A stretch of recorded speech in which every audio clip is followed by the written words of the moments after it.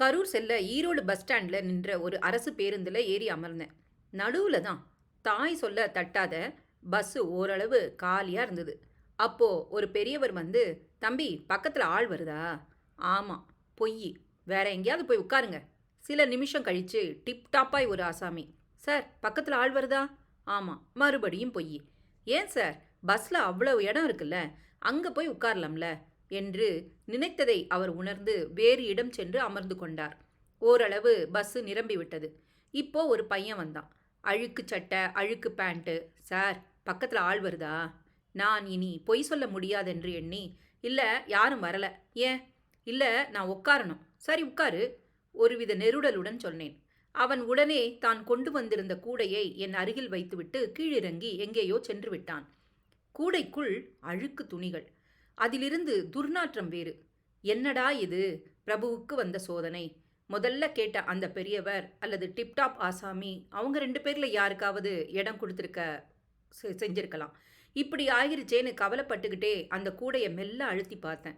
என் பையன் அடிக்கடி என்கிட்ட வந்து, ஏன்பா ஈரோட்டுக்கெல்லாம் தீவிரவாதி இங்கே வருவாங்களாப்பான்னு. அந்த கூடை முழுசும் அழுக்கு துணிகள். திடீரென சத்தம். எல்லாரும் பஸ்ஸை விட்டு இறங்கி ஓட துவங்கினாங்க. எனக்கு என்னன்னே புரியல.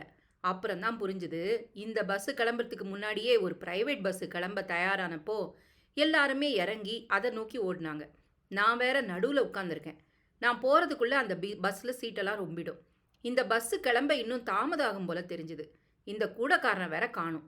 திடீர்னு பஸ்ஸுக்கு வெளியே இருந்து என் ஜன்னலோரம் அவன் வந்து, சார் சார் அந்த கூடையை கொடுங்க, கூடையை கொடுங்கன்னு கத்துனான். நான் எதுக்குன்னு கேட்டேன். சார் சார் கூடையை கொடுங்க சார், நான் அந்த பஸ்ஸில் ஏறணும். சரி இந்தான்னு சொல்லி என் 2 விரலால் அந்த கூடையை வேண்டா வெறுப்பா தூக்கி அவன்கிட்ட நீட்டினேன். அவன் கூடையை வாங்கினவன சொன்னான், சார் நீங்கள் மெதுவாக வாங்க, நான் உங்களுக்கு அந்த பஸ்ஸில் சீட்டு போட்டு வைக்கிறேன்னு. நான் யாரை அழுக்கு பையன் நினச்சனோ, யார் கூட போனால் என் பையனை இனிக்காதுன்னு நினச்சனோ, அவன் சொல்கிறான் வாங்க சார் உங்களுக்கு சீட் போட்டு வைக்கிறேன்னு. பள்ளியில் கல்லூரியில் தான் பாடம் நடத்திட்டு பரீட்சை வைப்பாங்க. ஆனால் வாழ்க்கையில் பரீட்சை வச்சுட்டு தான் பாடம் நடத்துவாங்கன்னு புரிஞ்சுக்கிட்ட ஒரு தருணம் அது.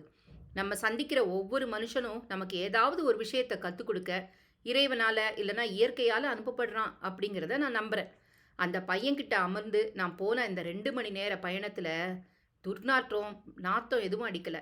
நல்ல மனசில் மனம்தான் வீசியது.